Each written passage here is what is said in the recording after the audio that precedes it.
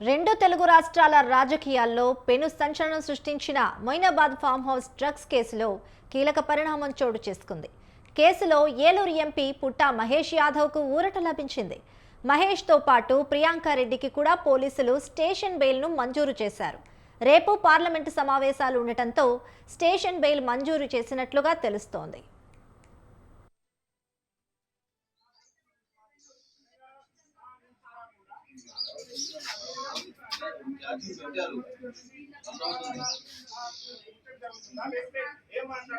పార్టీకి ఇంకా సంక్షేమం అని చెప్పుకోవచ్చు.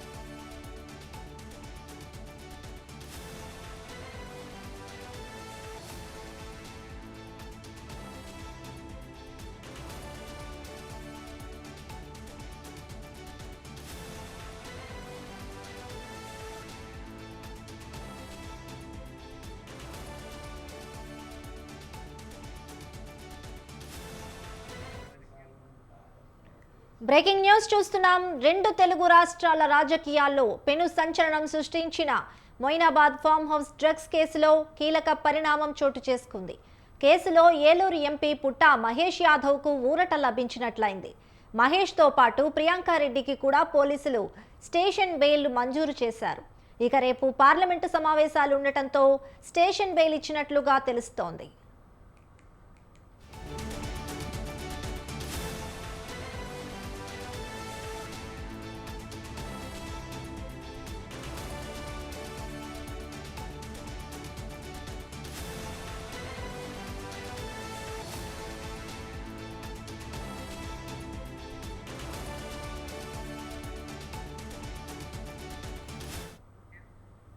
ఇక Moinabad farm house drugs case విషయంలో ఇద్దరికి కూడా స్టేషన్ బెయిల్ లభించినట్లయింది. ఈ విషయంపై మరింత సమాచారం మా Hyderabad bureau chief Rana Pratap phone in లో అందిస్తారు. చెప్పండి రాణా ప్రతాప్. నిన్న రాత్రి నుంచి కూడా తెలుగు రాష్ట్ర రాజకీయాల్లో సంచలనం సృష్టించినటువంటి కేసు ఏంటంటే కాల్పుల కేసు, అలాగే డ్రగ్స్ సంబంధించిన కేసు. ఈ కేసు ఇప్పటికే ఇద్దరికి మెయిన్ గా ఉన్నటువంటి వాళ్ళకి ఇద్దరికే స్టేషన్ బెయిల్ లభించడం జరిగింది. మిగతా వాళ్ళందరినీ కూడా మెజిస్ట్రేట్ ముందు హాజరుపరుస్తామని కూడా ఎస్పీ ఆయన చెప్పారు.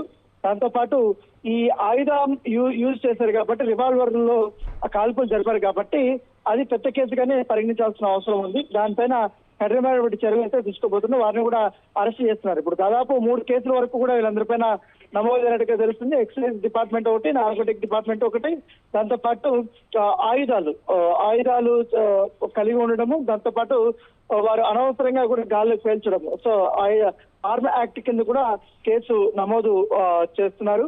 సో ఇప్పటికే వాళ్ళందరినీ కొంతమంది కూడా పాజిటివ్ వచ్చినప్పుడు వారందరిపై కూడా అనేక రకాలైన అభియోగాలు ఉన్నాయి. ఒక పక్క ఇటు పూర్తి స్థాయిలో ఒకరిపై ఒకరు ఆరోపణలు కూడా చేసుకుంటున్న నేపథ్యంలో ఈ కేసు ఎటువైపు వెళ్తుంది అనే దాన్ని కూడా అందరూ ఆసక్తిగా ఎదురు చూస్తారు. ఎందుకంటే దానికంటే ముందు ఏలూరు ఎంపీ పుట్టా మహేష్ కుమార్కి స్టేషన్ బెయిల్ ఇవ్వడము, తర్వాత ఆయన్ని నోటీసులు ఇచ్చి వదిలేయడము, మొయినాబాద్ డ్రగ్స్ కేసులో మహేష్ స్టేషన్ బెయిల్ ఇవ్వడం అనేది ఒక విమర్శలకు దారి తీసినటువంటి నేపథ్యం అయితే కనపడుతుంది. ఎందుకంటే ఆయనకి పాజిటివ్ వచ్చిందని ఒకసారి, నెగిటివ్ వచ్చిందని ఒకసారి, ఉదయం నుంచి కూడా అనేక రకాలైన వార్తలు వచ్చినటువంటి నేపథ్యంలో ఇప్పుడు తాజాగా ఆయన రిలీజ్ అయ్యారు.